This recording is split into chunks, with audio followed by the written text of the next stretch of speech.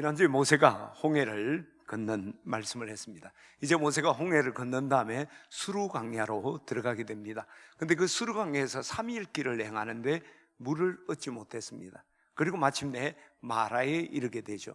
그런데 이 모세가 홍해를 건너고 거기서 하나님을 찬양했던 그 야윈 무사로부터 이 마라까지는 56km입니다.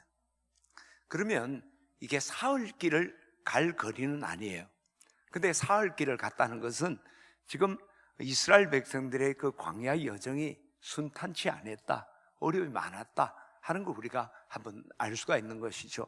특별히 이스라엘 백성들이 우리가 출애굽을 할 때 작년만 60만이라고 그러는데 사실은 그 어르신들 또 여자들 아이들 하면 200만, 뭐 어떤 사람은 좀 붙여 700만이라고 하는 분도 있는데 한 200만 정도의 인구가 그 광야에 무덥고 거친 땅을 지나가니까 많이 힘들었죠. 그리고 그 무더운 가운데 3일 동안 물을 찾지 못했으니까 식수난이 많이 있었을 겁니다. 특별히 그들이 유대인들이 가지고 있었던 그 식수는 가죽부대에, 조그만 가죽부대에 식수를 담아 다니는데, 그러니까 이 3일쯤 물을 얻지 못했으니까 다들 갈증에 지쳐 있었을 거예요. 그래서 마라에 도착했을 즈음에 이스라엘 백성들은 굉장히 피곤해 지쳐 있고 극심한 갈증을 느끼고 있었습니다. 근데 그 마라에서 물을 만나게 된 거 얼마나 기대가 됐겠습니까? 근데 그 마라의 물이 써서 먹을 수가 없었습니다. 그래서 마라라, 쓴 물이라서 마라란 이름도 붙이게 되는 거죠. 여러분, 그때 섰던 이스라엘 백성들의 마음이 어떨까요? 피곤과 갈증에 지쳐 있어서 이제 물을 만나면 모든 게 해결될 거라 기대해 있었는데 막상 물을 만났는데 그 물이 쓴 물이라서 먹을 수 없었어요. 갈증도 해소 안 되고 피곤함도 해소가 되지 못했습니다. 더 그런 것은 이 마라의 물이 쓴 것만이 아닌데 그 마음이 마라의 물보다 더 쓰게 아팠을 것 같아요. 제가 그 말씀을 보면서 이것이 오늘 우리의 모습들이 아닌가 하는 생각을 해보았습니다. 최근에 우리가 정치 경제적으로 여러 가지 피곤하고 목마름이 있었습니다. 이제 이것이 언젠가 해결될까? 근데 지금 이 코로나 사태로 해서 우리에게 직면한 것은 우리가 피곤함과 목마름이 해소가 된 게 아니라 더 큰 목마름과 마음에 쓰라린 아픔과 두려움까지 우리에게 엄습해오는 걸 우리가 보게 됩니다. 이것은 우리 공동체만이 아니라 각 개인들도 우리가 경제적으로 또 건강에 또 학업 이 진로나 진학 문제로 또 어떤 분은 영적 문제로 참 피곤하고 목마름이 있었습니다. 그래서 그 목마름과 갈증과 피곤함을 해소하기 위해서 몸부림을 막 쳤죠. 근데 그 갈증과 피곤함이 해소된 게 아니라 우리에게 닥쳐오는 것은 더 심한 갈증과 아픔들이, 고통들이 우리에게 확 밀려올 때가, 과거에도 그랬고 지금도 그렇고 미래도 그런 일들이 우리에게 많이 올 거예요. 그러면 우리 인생에 마라와 같은 쓴물을 만나게 될 때, 그 쓴맛을 보게 될 때 우리는 어떻게 해야 될까? 오늘 이스라엘 백성들의 모습부터 우리가 먼저 보겠습니다. 24절을 우리 같이 한번 읽어봅시다. 오늘 본문은 그대로 열어놓고 오늘 계속 이 본문을 볼 겁니다. 시작. 백성이 모세를 대하여 원망하여 가로되 우리가 무엇을 마실까 하매. 이스라엘 백성들은 또 원망하는 거예요. 참 우리가 이 성경을 가만보면 이스라엘 백성은 참 누구 말하면 나빠요 하는 것 참 문제가 많은 것 같아요. 이스라엘 백성은 어려움을 직면하면 항상 불평하고 두려워하고 도망가려고 해요. 그 문제를 해결하려는 노력을 하지 않는 거예요. 참 어리석다고 생각해요. 우리도 그럴 때가 많은 것 같아요. 어떤 문제가 오면 먼저 우리는 그 문제를 어떻게 하면 이겨낼까 보다는 도망가려고. 어떤 사슴이 목이 말라서 물을 먹으러 왔는데 물에 보니까 이상한 뿌리 가진 게 자기를 노려보더라는 거예요. 가까이 보니까 더 눈을 뜨고 노려보니까 놀라서 도망을 가버려요. 우리가 이런 어려움을 지금 그런 모습이 우리 가운데 있는지는 몰라요. 근데 참 어리석은 거죠. 여러분 기억하십시오. 우리 인생의 쓴맛은 필연입니다. 이건 피할 수가 없는 거예요. 야고보서 1장 2절에 보면 너희가 여러 가지 시험을 만나거든 이라고 말해요. 그 말 뜻은 뭐냐면 우리 인생의 시험은 필연이다 고 이야기하는 거예요. 또한 우리가 이런 쓴맛을 우리가 경험하지 않으면 인생의 진정한 단맛을 볼 수가 없어요. 단맛이 주어져도 그게 단맛인지 몰라요. 그러나 쓴맛을 본 사람은 단맛의 참 의미를 알고 누리게 되는 거죠. 저는요, 참 이 풍치로 인해 참 고생을 많이 했어요. 그래서 조금만 피곤하면 막 견딜 거의 365일, 뭐 좀 과장하면 365일 계속 풍치로 고생해요. 그래서 단단한 음식을 먹지 못하고 부드러운 음식, 그래서 라면 같은 거 이런 게 이제 삼킬 수 있으니까 그렇게 말해요. 여러분, 조금만 피곤하면 뭐 온전히 얼굴이 막 그냥 부어오르고 힘든 그런 게 있어요. 그래서 뭐 어떤 분이 저한테 사과를 주는데요, 껍질 안 깎아주는 사과는 목사님 드시지 마세요 하는 거 똑같은 거예요. 그 사과 껍질이 있는 걸 씹기가 불편해요. 뭐 씹으면 쉽지. 근데 그게 자꾸 이렇게 고통이 오니까 그렇게 했어요. 근데 최근에 제가 임플란트를 냈거든요. 완전히 인조로 완전히 쫙 하고 나니까 음식을 씹는데 너무 좋은 거예요. 그러니까 사과 껍데기 먹을 수 있어요. 이제 아프지 않으니까. 첫째로 그래서 내가 느꼈어요. 야, 음식을 마음껏 씹을 수 있다는 게 이렇게 놀라운 축복인가. 제가 음식을 먹을 때마다 감격한다는 거예요. 어떨 때 진짜 내가 울었던 적이 있었어요. 너무너무 감사해서. 내가 만일 풍치의 쓴맛을 몰랐다면 이 음식을 마음껏 씹을 수 있다는 것, 먹을 수 있다는 것의 그 단맛을 내가 정말 누릴 수가 없었겠죠. 이처럼 우리가 인생의 쓴맛을 우리가 보았기 때문에 단맛도 볼 수 있다는 거예요. 더 중요한 것은요, 우리가 인생의 쓴맛을 볼 때 우리가 인생이 진짜 성숙해진다는 거죠. 눈물 젖은 빵을 먹지 않은 사람은 인생을 논하지 마라, 유명한 말이죠. 아픈 만큼 성장한다. 저 유머로 많이 사용하는 말은요, 철심받고 철이 든다. 다리 분질러져 갖고 철심받고 난 뒤에 철이 든다. 아픈 만큼 성숙해진다는 거예요. 눈물 젖은 빵을 먹어보지 못한 사람, 인생의 쓴맛을 경험하지 못한 사람이 어떻게 인생을 말할 수 있느냐? 그걸 경험하면서 성숙할 수 있다라고 합니다. 야고보서 1장 2절에 보면, 너희가 여러 가지 시험을 만나면, 여러 가지 시험을 만나거든 온전히 기쁘게 여기라, 넉넉히 받아들이라. 이는 너의 시련이 믿음을 만들어낸 줄 너희가 알미니라. 인내를 만들어낸 줄 알미니라. 인내를 온전히 이루어라. 이는 너희로 온전하고 구비하여 조금도 부족함이 없게 하려 합니다. 우리에게 시련이 옵니다. 그러나 그 시련이 우리를 하여금 진짜 단단하고 성숙하게 만든다는 거예요. 할렐루야. 여러분, 중국에서는 아이들이 출생을 하면 그 젖을 먹이기 전에 오향이라서 5가지 맛을 느끼게 한다는 거예요. 그래서 혀끝의 첫 번째는 초 한 방울 떨어뜨리는 거죠. 그리고 두 번째는 소금을 핥아 먹게 합니다. 세 번째는 쓴바기, 흰 액을 또 혀끝에 묻혀주는 거죠. 네 번째는 침으로 혀를 콕콕콕 찔러주는 거예요. 그리고 다섯 번째, 사탕을 주면서 핥아 먹게 합니다. 인생에 이런 쓴맛, 짠맛, 매운맛, 짠맛, 쓴맛, 또 아픈 맛이 있다는 걸 가르치는 거죠. 그리고 그거 후에 진정한 단맛이 있다 하는 거 어릴 때부터 가르치는 거예요. 우리 인생도 그렇게 성장한다. 여러분, 오늘 우리가 기억합시다. 우리 인생의 쓴맛, 쓴물, 이것은 필연입니다. 그리고 그것을 통해 단맛을 알아가는 거예요. 그걸 통해 성장합니다. 따라서 우리가 이스라엘 백성처럼 어려움이 오면 도망갈 것이 아니라 우리가 도리어 그것을 직면하고 극복한다면 우리가 놀라운 성장을 이루는 기회가 될 줄 믿습니다. 앞에 이야기한 사슴은 물 가운데 오니까 이상한 동물이 자기를 보니까 놀라서 도망갔어요. 그 몇 번 반복하다가 목말라 죽을 것 같아. 죽을 것 같으면 물이라도 먹고 죽자 하고 탁 가서 물을 마시는 순간 그 동물이 도망갔대. 물에 비친 자기의 모습이었죠. 오늘 우리가 두려움이 아니라 극복하고 여러분이 그 쓴맛을 단맛으로 바꾸는 은혜가 있기를 주의 이름으로 축원합니다. 그러면 우리 인생의 쓴맛을 우리가 직면하면서 그것을 단맛으로, 단물로 바꾸려면 어떻게 해야 될까? 자, 25절을 우리 같이 한번 읽겠습니다. 시작. 모세가 여호와께 부르짖었더니 여호와께서 그에게 한 나무를 가르치시니 그가 물에 던지니 물이 달게 되었더라. 거기서 여호와께서 그들을 위하여 법도와 율례를 정하시고 그들을 시험하실세. 하나님께 부르짖었어요. 그러니까 하나님께서 한 나무를 가르치니까 그걸 물에 던지니까 물이 달아진 거예요. 이제 쓴물이 단물로 변화된 거예요. 자, 그런데 오늘 이 본문에 보면 이 쓴물을 단물로 만든 주체가 누굽니까? 오늘 본문에 보니까 모세가 여호와께 부르짖었고 여호와께서 이 일을 하나님이 하셨다.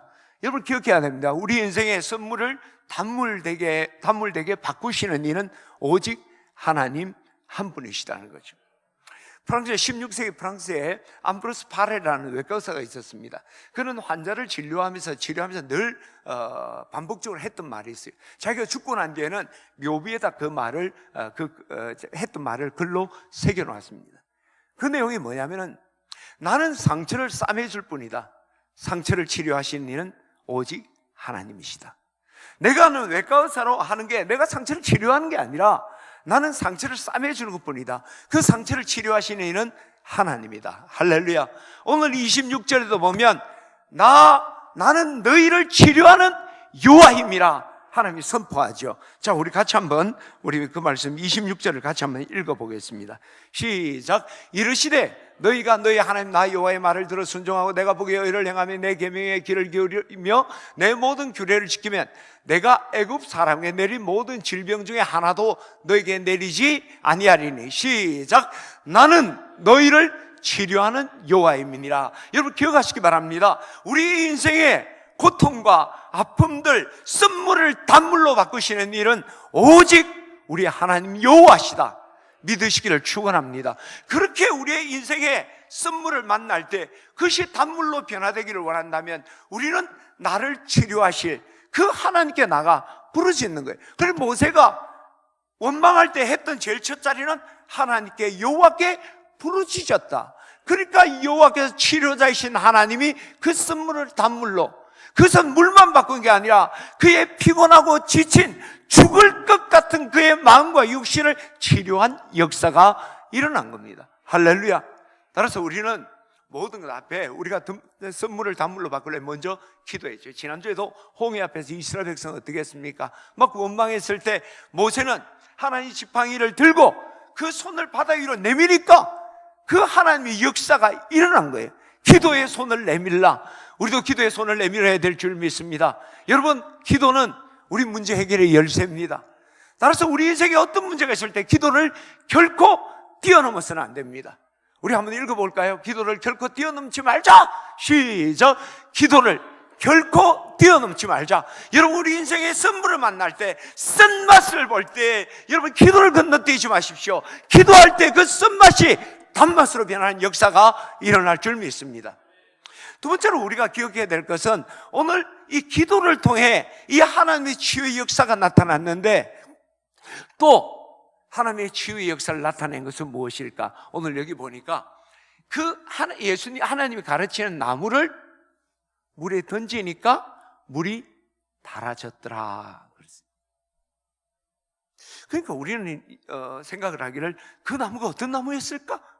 어떤 걸 가르쳐 줬을까? 그런 관심을 가집니다.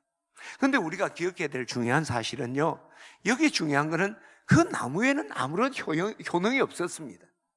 나무가 아니라 하나님이 가르친 그 나무를 던지라는 것에 순종한 거예요. 근데 우리가 본문을 여러분 26절 다시 한번 돌아가 보세요. 25절 한번 보세요. 여러분 말씀을 잘 이해를 하셔야 됩니다. 모세가 여호와께 부르짖었더니 여호와께서 그에게 한 나무를 가리키셨습니다. 그걸 물에 던졌어요. 물에 던지란 말은 없었잖아요. 자, 여러분 저를 보십시오. 확인하셨죠? 이때 우리가 성경을 잘 이해를 해야 됩니다. 하나님은 모세가 뭔가를 발견한 게 아니에요. 하나님이 보여준 것이다. 그래서 기독교는 계시 종교라죠. 성경이 읽는다고 되는 게 아니라 하나님의 성경을 깨닫게 하시는 거예요. 할렐루야.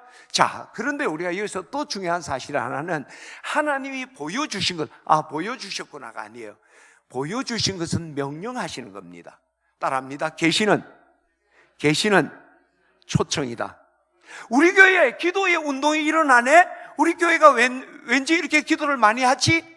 그것은 내가 발견한 게 아니라 하나님이 보여준 거예요. 기도의 역사를 보여준 거예요. 그건 뭐예요? 너 기도해, 그 말이에요.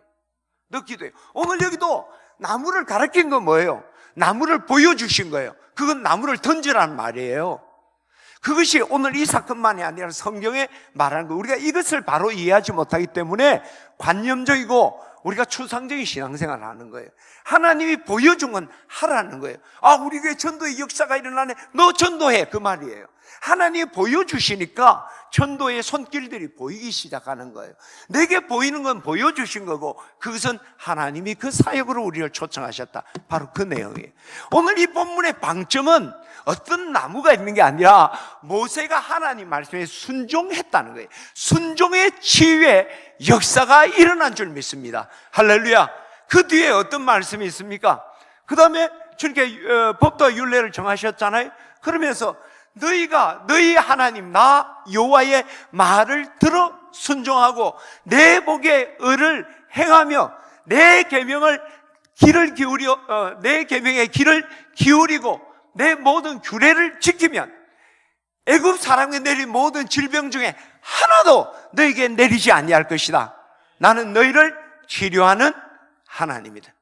하나님의 앞에 순종했을 때 치유되는 역사를 한 사건을 보여준 다음에 하나님 말씀하는 거예요. 애굽에 가서도 한마디로 얘기하면 내가 너에게 준 말, 계명, 규례 똑같은 거예요. 그게 순종하면 내가 너희를 치료하리라 약속을 주신 거예요. 할렐루야. 여러분, 오늘 우리가 기억해야 합니다. 우리 하나님의 놀라운 치유의 능력은 순종의 자리에서 일어난다. 할렐루야. 말라기 4장 2절에 보면 나를 경외하는 너희에게 공의로운 해가 떠올라서 치료의 광선을 비추리니 너희가 나가서 외양간에서 나온 송아지같이 뛸 것이다. 아파 있는 사람이 있어요. 근데 그들에게 내가 치료의 광선을 발해서 네가 송아지가 뛰듯이 뛰게 할 것이다. 누구에게? 내 이름을 경외하는 너희에게. 경외라는 거 이야기했죠. 하나님이 나의 창조자이고 섭리자이심을 믿고 인정하고 순종하는 것. 그러니까 다시 말하면 뭐예요? 순종하는 자에게 이런 역사가 일어난다는 거예요. 믿으시면 아멘. 여러분, 우리가 인생 살다 보면 여러 가지 어려움을 우리가 많이 겪게 됩니다. 그래서 그것을 극복하기 위해서도 몸부림치는데 정말 설상가상이라는 게 특별히 재수 없는 사람한테 있는 것이 아니라 우리 인생에 설상가상이 그런 것 같아요. 그렇죠? 어느 시기 이후에는 일이 끝나는 듯 하더니 또 다른 일이 생기고 또 다른 코로나 바이러스가 딱 끝나기 시작하면 또 다른 문제가 우리에게 오고 끊임없는 고통의 연속을 우리가 보게 됩니다. 몸부림을 침에도 불구하고. 왜 그럴까요? 여러분, 이것을 정확하게 알아야 됩니다. 그것은 바로 첫 아담인 우리 조상인 아담이 하나님께 불순종했어요. 선악과 따먹지 말때 그 불순종 때문에 은근키와 가시덤불을 이 땅에 줬잖아요. 땀을 흘려야 먹는다는 거예요. 정말 고생의 사이클을 벗어나지 못한 그 고통을 계속 반복하는 것이 우리 인생이 돼버린 거예요. 말 그대로 우리가 마라의 깊은 쓴물 속에 우리가 던져진 거예요. 몸부림치고 헤엄쳐도 빠져나올 수 없는 마라의 그 쓴물 속에 빠져있는 인생이에요. 그런데 감사한 것은 예수님께서 우리 죄를 위해 십자가에 죽으시는, 하나님 말씀에 순종해서 우리 죄를 위해 죽으심으로 우리를 죄를 대속해서, 그래서 우리를 죄에서 구원할 뿐만 아니라 이 불순종의 저주로부터 우리를 자유케 한 거예요. 로마서 5장 19절 우리 같이 한번 읽어볼까요? 시작. 한 사람이 순종하지 아니함으로 많은 사람이 죄인 된 것 같이 한 사람이 순종하심으로 많은 사람이 의인이 되리라. 아담 때문에 우리가 마라의 그 깊은 수렁에 빠져진 거예요. 몸부림쳐도 못 나오는 거예요. 그러나 예수님이 십자가에 순종하심으로 우리를 그 수렁에서 건져주신 거예요. 할렐루야. 그래서 이제는 내가 온 것은 양으로 생명을 얻고 더 풍성히 얻게 하려 함이라. 할렐루야. 그 놀라운 은혜를 우리가 누리게 된 거예요. 근데도 오늘날 우리의 삶에 어려움이 있는 건 뭐예요? 우리의 불순종 때문에. 아담으로부터 원죄는 사라졌지만 오늘도 우리가 하나님께 순종하지 못하는 그런 죄악들이 있는 거예요.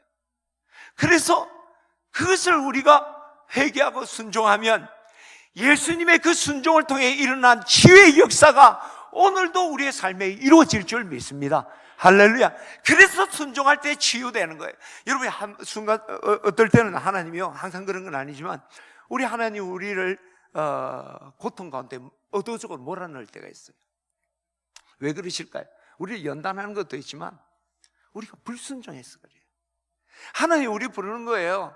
종훈아, 종훈아. 부르는데 못 들은 척하는 거예요. 말을 해도 안 듣는 거야. 나가면 안 된다는데 자꾸 도망 나가는 거예요. 그러면 어떻게 해요? 하나님이 손을 딱 잡고 꼼짝달싹 못하게 하고 아빠 말 들어 하는 거예요. 여러분, 우리가 불순종하고 하니까 하나님 우리를 병상에 눕히는 거예요. 인생에 꼼짝달싹 못하는 감옥에 가두는 거예요. 그러면서 그 병상 베개맡에다가 하나님의 메시지를 두는 거예요. 자꾸 말해도 뭐 안 읽으니까 요 메시지 읽어라.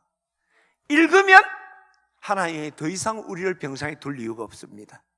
우리를 그 골방에 가둬둘 이유가 없어요. 아이 손을 꼭 잡고 아빠 말 들어? 안 들으려고 줄일 때 꼭 잡아요. 그리고 하나하나 할 때 듣기 시작하면 더 이상 붙들고 있을 필요가 없죠. 자, 이제 자유해라.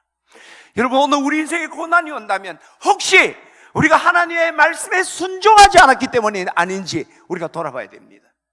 그때 우리가 순종한다면 우리는 이 모든 고통에서 자유하는 역사가 있을 줄 믿습니다. 그러나 계속 순종하지 않는다면 우리 계속 그 병상에 있어야 돼요.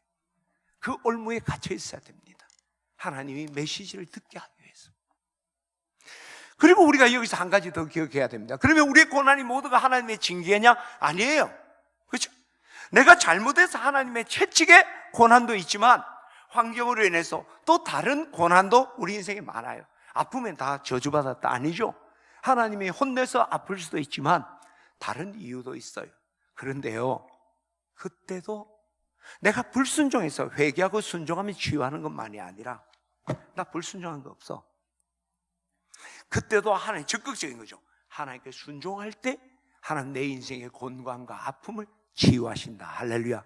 누가복음 5장에 보면 예수님께서 바닷가에서 게네사렛 갈릴리죠, 복음을 전하는데 그때 이제 베드로의 배 위에서 이제 밤새도록 고기 잡고 그물을 깁고 있는 그 배 위에서 설교를 해요. 설교를 다 마친 다음에 깊은 데로 가서 그물을 내리라. 그러니까 베드로가 이 낮에는 그 깊은 데 가서 그물 내린 게 아니라고 그래요, 어부들이. 그리고 어젯밤에 공쳤거든. 그래서 예수님께 얘기합니다. 밤이 맞도록 수고하실 때 얻은 것이 없었습니다. 예수님 말이 그는 맞지 않는 것 같아요. 그러나 내가 말씀에 의지하여 그물을 내리리다. 할렐루야. 말씀에 의지하여 내가 그물을 내리리다.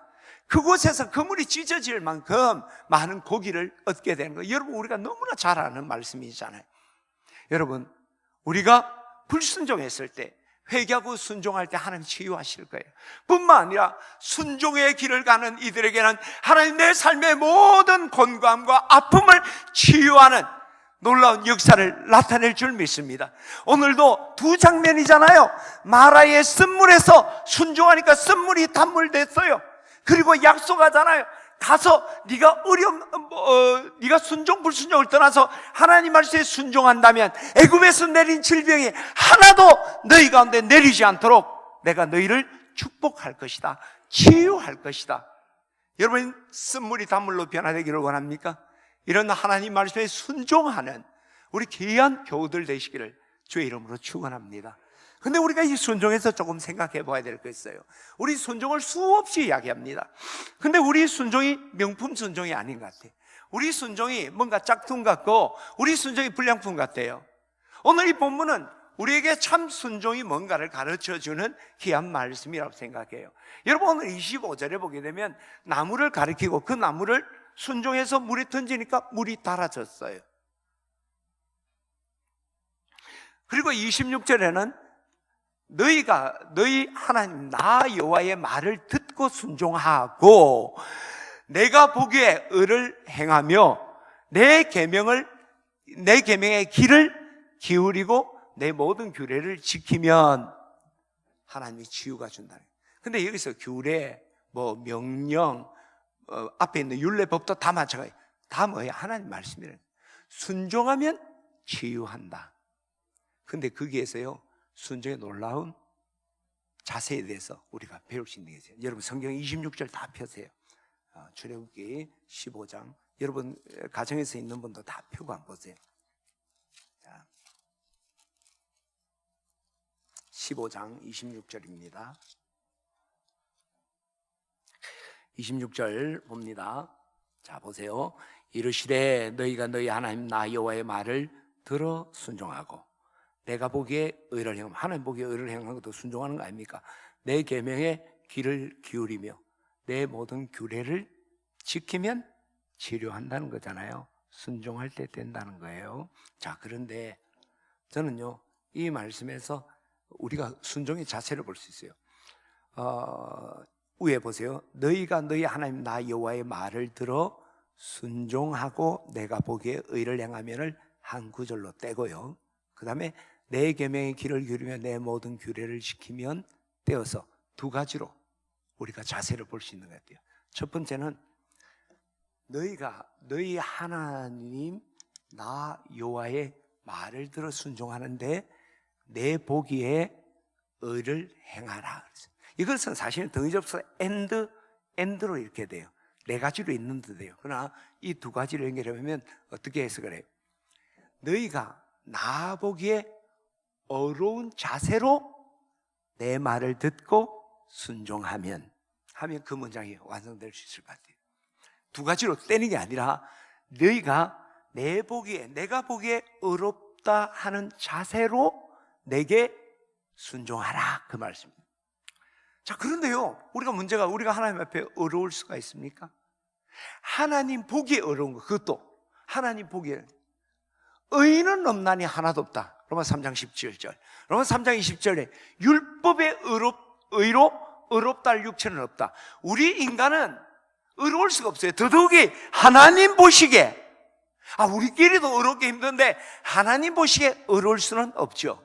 그럼 우리의 의는 뭡니까? 칭의예요. 칭의. 의롭다 쳐주는 거예요. 쳐주는 거. 내가 진짜 어려운 게 아니라 쳐주는 거예요. 근데 그 칭의는 어떻게 주어지는 겁니까? 하나님의 은혜로 값없이 받은 거예요. 은혜로 주어진 거예요. 은혜로. 칭의를 하나님의 은혜로 받는 거예요. 자, 우리 성경 로마서 3장 24절을 우리 같이 한번 읽어봅시다. 시작. 그리스도 예수 안에 있는 성령으로 말미암아 하나님의 은혜로 값없다 어렵다 하심을 얻었다. 이게 칭의잖아요. 값없이 어렵다함을 얻었다. 뭐로? 예수 그리스도의 속량, 그 은혜로 되었다는 거예요. 로마서 4장도 한번 볼까요? 4장 우리 6절부터 시작. 일한 것이 없이 하나님께 의로 여기심 받았다. 이 칭의거든요. 자, 넘어갑시다. 7절. 불법이 사함을 받고 죄가 가려워준 거예요. 죄가 없어진 게 아니라 못 본 척 해주는 거예요. 자, 8절. 그 죄를 인정하지 않는 자, 죄가 없는 게 아니라 죄 아닌 거로 쳐준다는 거죠. 그게 뭐예요? 그것을 받은 복이 있는 사람, 은혜 받은 사람. 자, 그러면 오늘 우리 본문 한번 봅시다. 하나님 보시기에 어려운 자세로, 의롭다 할 수 있는 자세로 하나님의 말씀에 기도 기울이고 순종하라. 그러면 하나님 앞에 우리가 어려울 수 없잖아요. 그럼 하나님 앞에 어려운 건 칭의예요. 그건 뭐예요? 하나님의 은혜 받은 자답게 하나님의 은혜 받은 자의 자세로 하나님 말씀에 귀를 기울이고 순종하라, 이 뜻이에요. 할렐루야. 여러분, 우리가 하나님 말씀 들을 때에 순종할 때 늘 기억해야 되는 건 내가 하나님의 은혜 받은, 내 노력이 아니라 하나님의 은혜 받은 자다. 이것을 인식하면서 그 자세를 가지고 하나님 말씀에 순종하라 하는 말씀이죠. 이것을 더 분명히 보여준 게 바울의 고린도서 15장 10절 고백합니다. 내가 나 된 것은 하나님의 은혜로 된 것이니 내게 주신 그의 은혜가 헛되지 않아요.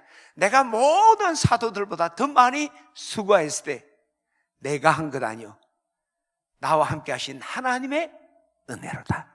이 의미를 두 가지로 나눠서 우리가 생각할 수 있어요. 첫 번째는 나의 나 된 건 하나님의 은혜다. 여러분, 우리가 순종할 때 늘 기억해야 돼요.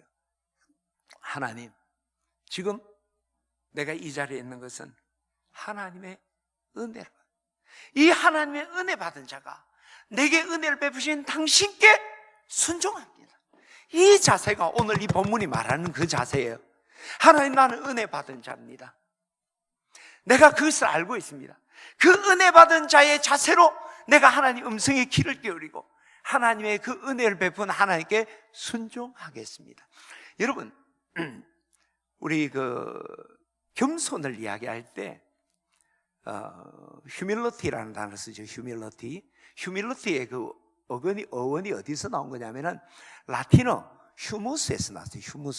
humus는 땅이란 뜻입니다. 흙이란 뜻이에요. 그리고 우리가 사람 할 때 휴먼이라고 그러잖아요. 휴먼의 어원도 humus에서 나왔어요. 그럼 이건 뭐예요? 자, 그림 보이죠, 그렇죠? 뭐예요? 사람은 흙이다. 사람은 땅 같은 존재다. 흙등에 불과한 존재다. 그걸 깨닫고 살아가는 그것을 깨닫는 자세가 겸손이에요. 지금 오늘 내가 누군가라 해야 돼. 그래, 어거스틴은 인간들이여 그대가 인간임을 알지어다. 너가 신 아니다. 너희가 인간임을 알지어다. 온전한 겸손은 너희 자신을 아는 것이다. 진정한 겸손이 뭐예요? 나 자신이 누구냐는 아는 거예요. 영적으로 뭐예요? 나는 허물과 죄로 죽을 수밖에 없는 죄인이다.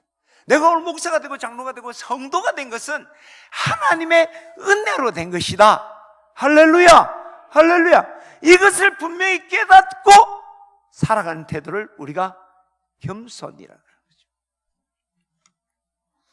여러분, 클로로폼 마취제죠.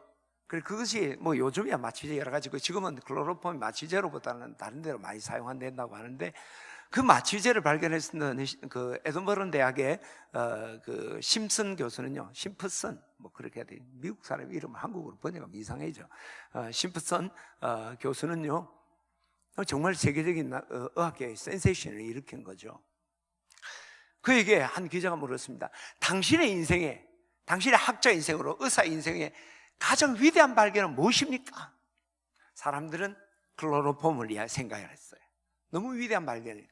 그때 내 인생의 최대의 발견은 내가 죄인이라는 것과 예수 그리스도가 나의 구주시라는 걸 발견한 것입니다. 여러분, 오늘 우리가 분명히 기억해야 합니다. 오늘 우리가 주님 앞에 정말 겸손한 순종을 하려고 한다면, 하나님 보시기에 의롭다 할 만한 그런 순종을 하려면, 내가 누구인가? 나는 죽을 수밖에 없는 죄인이고 지금도 여전히 나는 부끄럽기까지 없고 보잘것없는 존재지만, 하나님께서 예수 그리스도의 보혈로 나를 구원하신 그 은혜 때문에, 그래서 내가 의로워진 게 아니라 치유의 은혜를 받은 자입니다. 그래서 하나님 앞에 그 자세로 하나님 음성에 귀를 기울이고 그 자세로 순종하는 것, 이게 하나님 보시기에 의로운 순종인 줄 믿습니다. 할렐루야. 저는 우리 교우들에게 이런 순종이 늘 풍성하게 되기를 주의 이름으로 축원합니다. 여러분, 내가 정말 하나님 앞에 죄인인데 하나님 은혜 받은 자를 생각하면요, 우리 하나님이 하시는 말씀에 어떻게 귀를 기울이지 않을 수가 있습니까? 오늘 여기 원어로 보게 되면 listen carefully 돼 있어요. 주의 깊게 들으라. 그냥 이제 우리 한글 성경에는 나 여호와의 말을 듣고 뭐 그렇게 되는데, 주의 깊게 하나님 말씀 들으라. 내가 어떤 존재인가를 깨닫는 순간 우리 하나님 말씀에 어떻게 귀를 기울이지 않을 수가 있습니까? 그리고 어떻게 순종하지 않겠어요? 그 순종을 보시면서 하나님이 내가 너를 치유하리라. 할렐루야. 저는 우리 진해집내 교우들에게 이런 순종이 있기를 주의 이름으로 축원합니다. 또 오늘 바울의 고백 속에서 발견할 수 있는 이 순종은요, 내가 나 된 건 하나님의 은혜로 된 것이다. 내게 주신 그의 은혜가 헛되지 않아요. 내가 다른 모든 사도보다 더 많이 수고하는데 내가 한 것 아니요, 나와 함께 하신 하나님의 은혜로다. 이 바울은요, 이 사역을 할 때 그냥 뭔가 은혜를 받으려고 했던 게 아니에요. 하나님의 은혜가 너무 커서 감사함으로 사역을 감당했죠. 감사함으로 사역 감당한 것만 아니라 그 사역을 감당하는 과정에도요, 감사가 식어지지 않았어. 고마우니까 한 번 하는데 아이씨 고마우니까 안 할 수도 없고, 이게 아니에요. 사역하는데도 감사하고, 다 끝나고 난 뒤에 아이고 이제 다 때리쳤다가 아니라 하고 난 뒤에도 이 또한 하나님의 은혜로다 고백했다. 저는 근데 이게 감사가 아니라 감격이라고 생각해요. 감사는요, 감사가 중요하죠. 근데 감사는요, 상황이 변하면 잃어버려요. 그리고 언젠가는 식어지고 사라져요. 이스라엘 백성 보세요. 홍해 건너고 감사했죠. 마라에 오니까 내 마음에 감사가 있었는데 원망이 들으니까 감사 사라져 버렸어요. 바꾸는 거예요. 근데 감격은 안 그래요. 감격은요, 어떤 환난도 능히, 어떤 시련이나 쓴 물들이 내게 넘쳐와도요, 그 감격을 꺾지 못해요.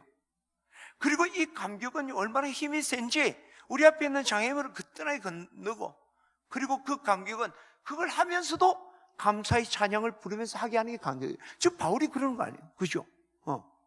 내게 주신 그 은혜가 헛되지 않아서 내가 다른 사도들보다 더 많이 수고했다. 죽을 고생한 거예요. 이거 순종하게 죽을, 정말 속된 말로 쎄 빠지게 고생을 한 거예요. 그러나 내가 한 것이 아니요 오직 나와 하게 하신 하나님의 공로입니다. 아니에요. 하나님의 은혜입니다. 이 또한 내가 이걸 할 수 있었다는 것, 이길 수 있었다는 것, 하나님의 은혜입니다. 그게 감격이에요. 여러분, 저는 오늘 여러분의 사역을 할 때 감격 속에서 하나님께 순종하기를 주의 이름으로 축원합니다. 왜 그럴까요? 여러분, 감사는요 가슴에 품는 거예요. 감격은요 우리가 품는 게 아니라 내가 그 감격에 쌓이는 거예요. 그럼 우리가 그렇잖아요. 감사를 품으라 하고 감격에 빠졌다 그러잖아. 맞죠? 그죠? 감격을 품어도 안 하잖아요. 감격에 빠진 거예요. 감격 속에 내가 갇힌 거란 말이에요. 근데 감사는 내가 품고 있으니까 다른 마음 가지고 오면 이 감사는 사라지는 거예요. 감격은 내가 속된 말로 귀신이 쉬었다는 것처럼 쉬인 거예요.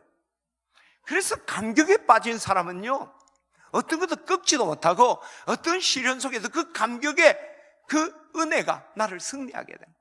저는 오늘 우리 진해 집내 교우들이 여러분 우리가 사역을 감당하고 주님께 순종할 때 감격 속에서 여러분 순종하기를 축원합니다. 힘드냐 아니냐 재밌느냐가 아니에요. 감사 중요해요. 뭐 감사 너무너무 소중하죠. 그러나 저는 오늘 이 예배 후에 우리 교우들이 감사를 뛰어넘어서 감격에 사로잡혀서 감격에 빠져서 감격의 손에 이끌려서 하나님께 순종하는 우리 교우들 되기를 축원합니다. 그게 바로 하나님 보시기에 의로운 은혜 받은 자의 순종이에요. 할렐루야. 그런 순종의 길을 축원합니다. 그러면 그 감격 속에 늘 우리가 빠져 있으려면 어때요? 여러분, 늘 우리가 이 감격을 잃지 않고 그 감격에 사로잡혀 살리면 어때요? 날마다 여러분 예수 그리스도의 십자가를 통해 보여주신 그 사랑을 늘 묵상해야 돼요. 우리 감격의 원천수는요 바로 십자가예요. 십자가에서 내 죄가 사해지고 십자가에서 나의 새로운 인생의 문을 여는 거예요. 우리가 십자가에 부딪혀서 우리가 산산이 조각나고 그 십자가를 안고 예수와 함께 우리가 새 생명을 살아가는 거예요.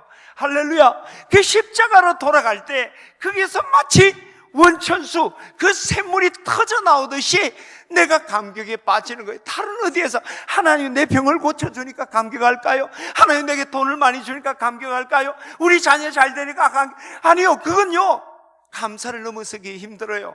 그러나 우리가 예수 그리스도의 십자가 사랑 생각하면 내가 그 사랑에 빠지게 되고 그 사랑에 사로잡히게 되고 어떤 것도 나를 막을 수 없는 승리를 얻게 되는 거예요. 늘 우리가 이 십자가 사랑 생각하기를 주의 이름으로 축원합니다. 만왕의 왕 내 주께서 왜 고초당했나 이 벌레 같은 날 위에 주 보혈을 였네. 십자가 내가 처음 볼 때에 나의 맘에 큰 고통 사라져 오늘 믿고서 내 눈 밝았네. 참 내 기쁨 영원. 3절 우리 찬양합시다.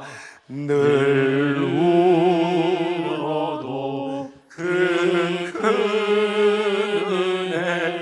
다 갚을 수 없네.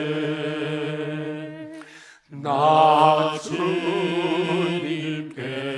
몸 바쳐서 주의 힘쓰리.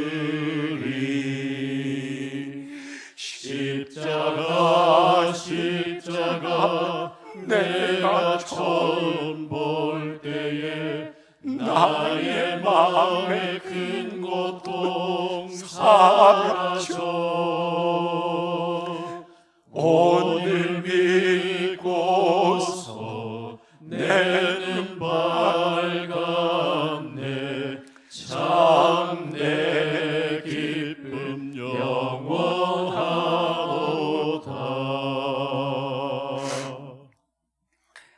우리 예수님께서 십자가에서 더럽고 벌레만 못하는 나를 위해 십자가 죽으신 그 은혜를 우리가 묵상하고, 그저 내가 감사하는 것 아니라 하나님 보혈이 내 마음을 적시고 내 인생을 변화시키는 그 은혜를 생각하며 감격스러워. 그때 하나님 말씀 앞에 우리가 어찌 귀를 기울이지 않을 수가 있고, 우리가 어찌 순종하지 않을 수가 있어. 저는 오늘 우리 교우들 다시 한번 그 십자가에 그 사람 깊이 묵상하고 그 속에 감격에 사로잡혀서 하나님 말씀에 귀를 기울이고 순종하는 우리 교우들 되시기를 주의 이름으로 축원합니다. 두 번째, 우리 단락을 보게 되면 26절을 우리 다시 한번 봅시다. 시작. 이르시되 너희가 너희 하나님 나 여호와의 말을 들어 순종하고 내가 보기에 의를 행하며 내 계명에 귀를 기울이며 내 모든 규례를 지키며. 내 계명을 귀를 기울이며, 내 계명에 귀를 기울이며 내 모든 규례를 지키라. 순종하는 거죠. 근데 여기에 방점 뭡니까? 모든 걸 지키라는 거예요. 모든 것. 우리가 이 순종이라는 것은 그냥 치사 선택하는 게 아니라 모든 걸 선택한다. 여기서 좀 더 구체적으로 조금 이야기를 하면 뭐 다른 내용도 있겠습니다만, 제가 여러분들에게 꼭 강조하고 싶은 것은 하나님의 모든 하나님의 말씀에 순종하는데 작은 것까지도, 그리고 세밀하게 끝까지 순종하라. 우리가 모든 걸 순종하라는 그런 뜻이에요. 오늘 여기서 뭐 다른 내용도 있어요. 그러나 제가 여러분에게 말씀드리고 싶은 것은 큰 것만이 아니라 작은 것도 대충 하지 말고 세밀하게 순종해라. 끝까지 순종해라. 그것이 주님께서 오늘 우리에게 하시는 말씀이라고 생각을 해요. 여러분, 오늘 본문의 앞에서도 이야기했잖아요. Listen careful 하고 뒤에 주의 말씀에 귀를 기울이라는 것은요, 이것도 경청이라는 뜻이에요. 여기 보면 pay attention이라고 해요. 이 내용이 그냥 말 들으라는 내용이에요. 귀를 기울이고 주의 집중. 여러분, 왜 하나님의 말씀을 경청하십니까? 왜 여러분 집중하십니까? 단순히 듣기 위해서 아니잖아요. 정말 작은 것까지도, 세밀한 하나님의 음성까지도, 그리고 끝까지 순종하기 위해서 우리가 경청하는 이유가 거기에 있는 거죠. 저는 오늘 우리 교우들이 하나님 말씀에 순종할 때 큰 것만이 아니라 작은 것도 세밀하게 끝까지 순종하는 우리 교우들 되시기를 주의 이름으로 축원합니다. 조금 더 자세히 이야기하면요, 작은 것에도 여러분 충성해야 됩니다. 우리나라는 큰 사발 큰 일꾼 하잖아요. 큰 것을 좋아해요. 근데 큰 것 하는 거 좋은데 큰 것에 집중하다 보면 작은 것을 소홀히 해요. 세계 선교를 꿈꾸는 사람이 가족권이나 이웃 전도하는 거 봤습니까? 잘 안 해요. 저도 그래요. 맨날 복음만 이야기하면서 개인 전도를 잘 안 해요. 이상하잖아요. 여러분, 우리 순교단체 얼마나 많습니까? 세계 막 그냥 선교사 파송하고 그분들이 나가서 노방전도하는 거 봤습니까? 내가 그런 하지 않는다는 거예요. 주를 위해, 어쩌면요, 우리 주를 위해 죽자면 여기 있는 분들은 거의 난 다 죽는다고 생각해요. 우리 교우들도요, 거의 한 70-80% 죽을래 예수 믿으면 죽어요. 근데 오늘 내가 기도할 자리에 부를 때 순종하지 않는 거죠. 내가 오늘 작은 일에 해야 될 일은 그것은 소홀히 해봐, 대충 해봐. 그러니까 우리가 하나님의 큰 힘을 쓰임받지 못하는 한계에 있는 거예요. 여러분 기억하세요. 모든 것은요, 완성도라는 건 작은 일에서 이루어집니다. 여러분, 지금 우리나라 코로나 바이러스에 대통령부터 해서 보건복지부 장관이 제일 신경 쓰는 게 뭡니까? 마스크예요, 마스크. 일국의 대통령, 우리가요, 세계 수출 11등이고요. 우리나라가 소득으로 해도 20몇 등이에요. 뭐, 우리나라는 실질로 한 10등 안에 들어. 왜냐면은, 외국에 룩셈부르크니 뭐 이런 나라는 인구가 작아. 중국이 우리보다 훨씬 잘 살아요. 근데요, 소득은 무지하게 낮아. 그걸 n분의 1로 나누니까 못 살게 되는 거예요. 우리나라 무지가 잘. 그런 나라의 대통령이 마스크 하나 때문에. 왜? 그 마스크 때문에 다 문제가 되는 거예요. 작은 것에서 문제가 생기는 거예요. 완성도는 작은 것에 있습니다. 뭐 큰 데서 일어난 게 작은 실수가 확진자 7천, 8천 명을 만들고 사람이 죽어가는 거죠. 그리고 위대한 일은 작은 일, 천리길도 한 걸음 못 하거든요. 태산이 높다 하되 하늘 아래 매일 오르다. 오르고 오르면 못 오르려고만. 사람이 제한이 오르고 매만 높다 하더라. 뭐 그게 도전의 문제도 되지만 한 걸음 한 걸음 작은 것 중요하죠.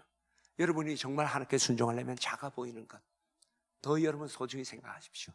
위대한 인물들은요, 작은 것에 최선을 다한 사람이었습니다. 큰 것, 한탕, 그렇죠? 뭐 목사들도 막 강대에서 설교할 때 다 멋지게 하는 거, 여기에 온라인 하는 거예요. 올리는 게 온라인이 아니고. 근데 정말 내 말 한마디, 내가 사람들과 손을 잡는 그 한 번의 터치 드는 소리야. 결코 위대한 주의 종이 될 수가 없습니다. 특히 성경은요, 작은 것 하나의 순종을 너무너무 강조했어요. 여러분 성경 한번 봅시다. 마태복음 5장 18절입니다.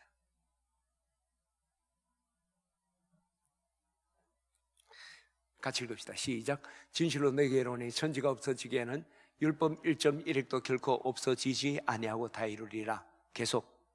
그러므로 누구든 이 계명 중에 지극히 작은 자 하나라도 버리고 또 그같이 사람을 가르치는 자는 천국에서 지극히 작다 일컬음을 받을 것이요 누구든지 이를 행하며 가르치는 자는 천국에서 크다 일컬음을 받으리라. 계속.